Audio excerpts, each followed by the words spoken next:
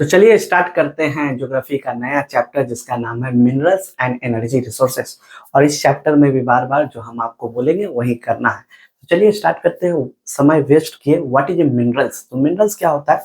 जब कोई metal impurities के साथ हो तो उसको बोलते हैं मिनरल्स। और जिस मिनरल से मेटल को एक्सट्रैक्ट करने, जैसे अभी हम लोग पापी है, कुछ ना कुछ गंदगी सबके अंदर है, सारा गंदगी हटा दे तो हम मिनरल्स है। सारा मेरा गंदगी हटा दो तो हम और हो जाएंगे। तो जिस मिनरल से मेटल को एक्सट्रैक्ट कर लेंगे वैसे मिनरल को बोलते हैं ओर। जैसे एल्युमिनियम का ओर का नाम है बॉक्साइट। याद रखिए इस बात को। इसके अलावा यही मिनरल्स आगे जाके हम लोग को एनर्जी देता है। जैसे दो टाइप का एनर्जी होता है, एक तरफ कन्वेंशनल एनर्जी जो ट्रेडिशनल एनर्जी होता है, जो मर्यादा को फॉलो करता है, कोल पेट्रोलियम।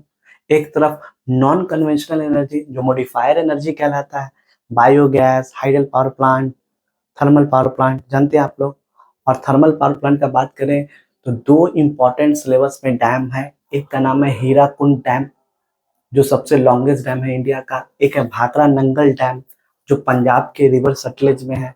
इसके अलावा कोल क्या है, कोल का एडवांटेज, कोल का डिसएडवांटेज, कोल कितना टाइप का होता है, पेट्रोलियम के ऊपर बड़ा बेसिक बेसिक क्वेश्चन आता है।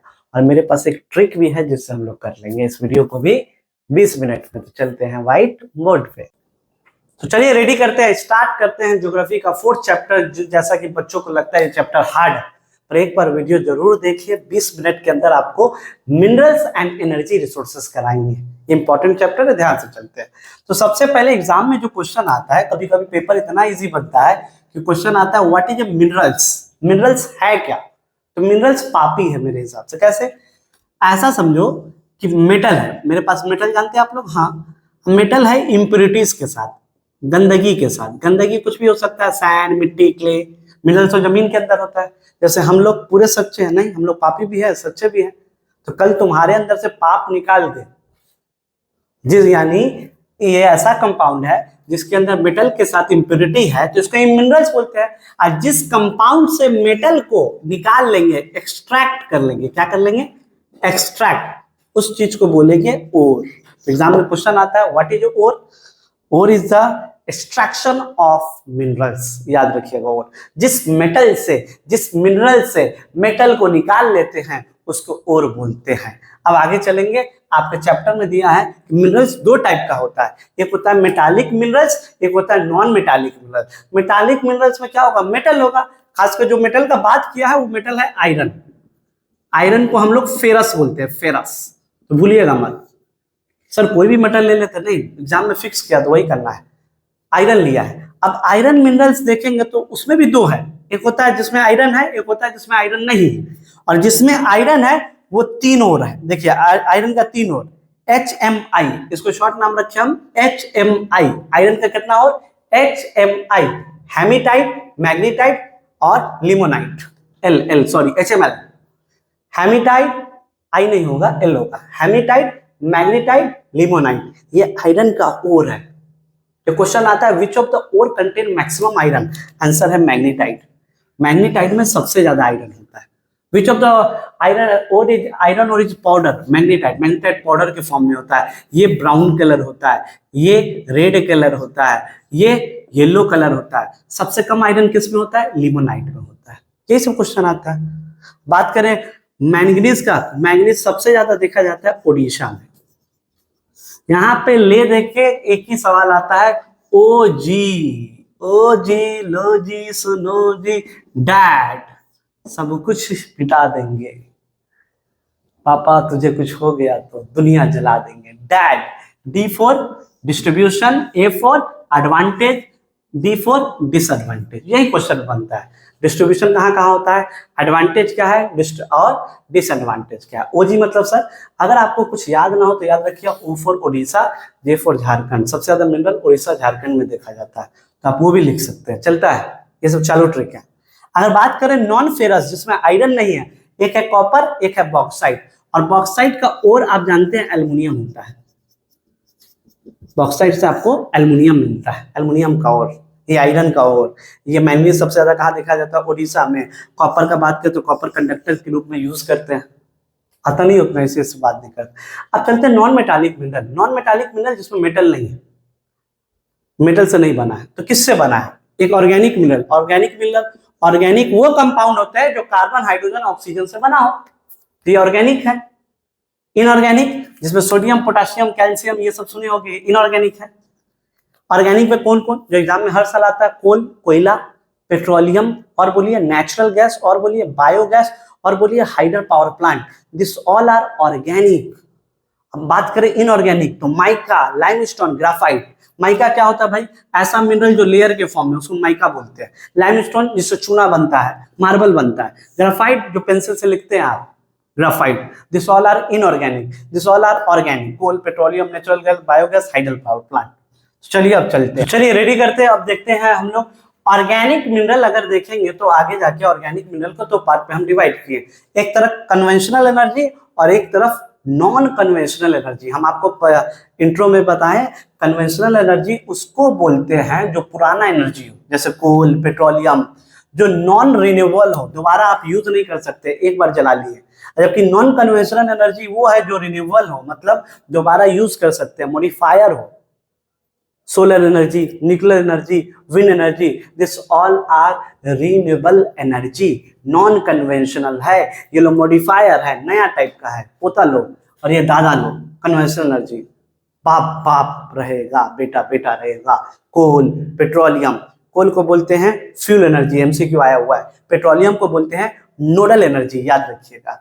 चलिए, एक तरफ कन्वेंशनल, एक तरफ नॉन कन्वेंशनल। कन्वेंशनल उसको बोलते हैं जो क्या हो, नॉन रिन्यूएबल हो।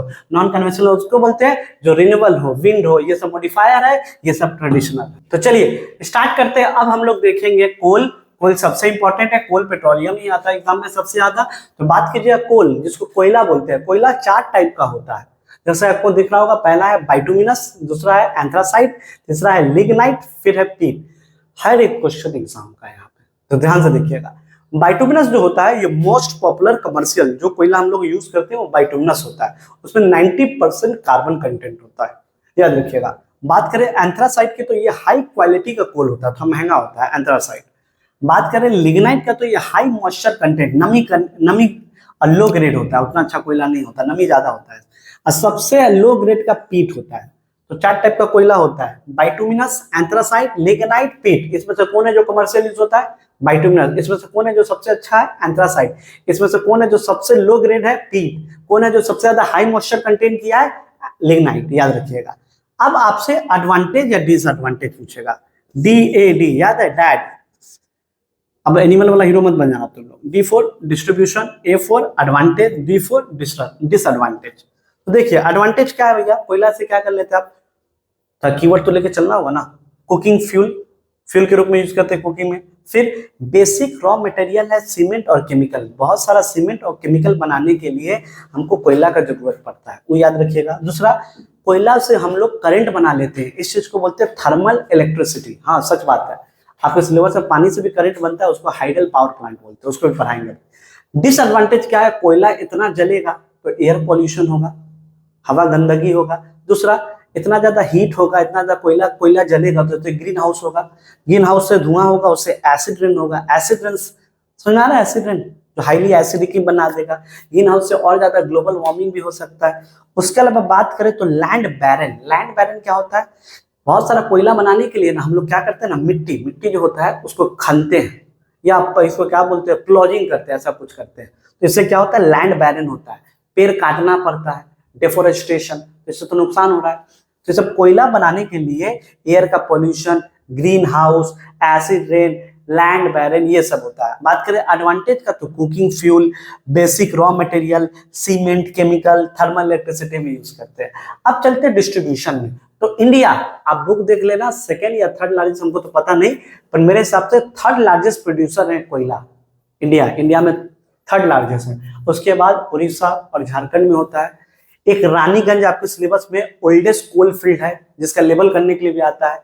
इसके अलावा बात करें तो ये जो ओल्डेस्ट कोल फील्ड है वो जाके आगे 2 टाइप का दिख रहा है, एक तरफ गोंडवाना कोल फील्ड और एक तरफ टर्शरी कोल फील्ड। कोयला का 2 खदान है, एक तरफ गोंडवाना कोलफील्ड, एक तरफ टर्शरी कोलफील्ड।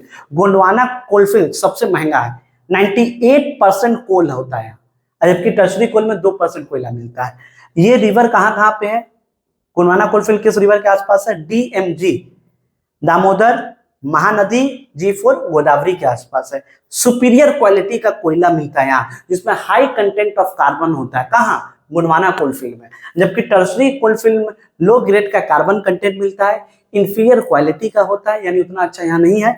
इसके अलावा ये असम और मेघालय में देखने मिलता है। तो ये था पूरा कोयला के ऊपर, 4 टाइप का कोयला, advantage, disadvantage, distribution, Gondwana tertiary का डिफरेंट बिटवीन इंपॉर्टेंट है, याद रखिएगा, ठीक है। ध्यान से देख लीजिए, ठीक है। इसके अलावा हम लोग चलते हैं पेट्रोलियम के ऊपर। तो चलिए, अब जैसा कि कोयल पढ़े उसी तरीका से पेट्रोलियम को भी देख लेते हैं। पता है आप लोग लिख दीजिएगा, आएगा, फिर भी ये कीवर्ड लिखेंगे ना तो आपको फुल में फुल मिलेगा। 5 चैप्टर करके जाएंगे ज्योग्राफी में, 100 लाइन। हाँ, सच बात है। तो पहला क्या है? पेट्रोलियम जो है, पेट्रो मीन्स होता है रॉक, याद रखिएगा। ओलियम का मतलब होता है ऑयल, तो पेट्रोलियम का मतलब हुआ रॉक सॉइल, सॉरी सॉइल नहीं लिखना चाहिए, रॉक ऑयल। तो कभी एक क्वेश्चन पूछेगा विच of the oil is called rock oil, तो आंसर दीजिएगा पेट्रोलियम, याद रखिएगा। It is commonly called liquid gold भी इसको बोला जाता है। और इसका एग्जांपल पेट्रोल है, डीजल है, केरोसिन है। अगर एडवांटेज का बात करें तो उसको फ्यूल के रूप में यूज करते हो, ऑटोमोबाइल्स में, व्हीकल्स में तेल भर के चलाता है सब गाड़ी। रॉ मटेरियल पेट्रोल का इसके अलावा भी यूज होता है, रेट से किए रबर बनाने में, वो जो पाइप बनता है पीवीसी उसको बनाने में पेट्रोल का यूज, इवन पेंट बनाने में भी होता है। और पेट्रोल का यूज या कोयला, थर्मल पावर प्लांट, थर्मल मतलब पावर, इलेक्ट्रिसिटी जनरेट करने में भी इसका यूज होता है। डिसएडवांटेज क्या है? नॉन रिन्यूएबल है, एक बार यूज हो गया तो हो गया। दूसरा, पॉल्यूशन करेगा, पॉल्यूशन से ग्लोबल ग्रीन हाउस होगा, ग्रीन हाउस से ग्लोबल वार्मिंग होगा। कॉस्टली है, बहुत जल्दी आग लग जाता है, हाई इन्फ्लेमेबल है। तो ये रहा पेट्रोलियम। रॉक ऑयल बोलते हैं, लिक्विड गोल्ड है।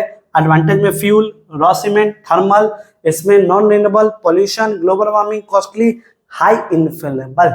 ये पॉइंट लिखते हैं तो आपको फुल में फुल मिलेगा, एग्जामिनर का है। तो चलिए आगे चलते हैं अब हाइडल पावर प्लांट में। चलिए स्टार्ट करते हैं। अब देखते हैं हम लोग पावर प्लांट, जो एग्जाम में बहुत इंपॉर्टेंट है।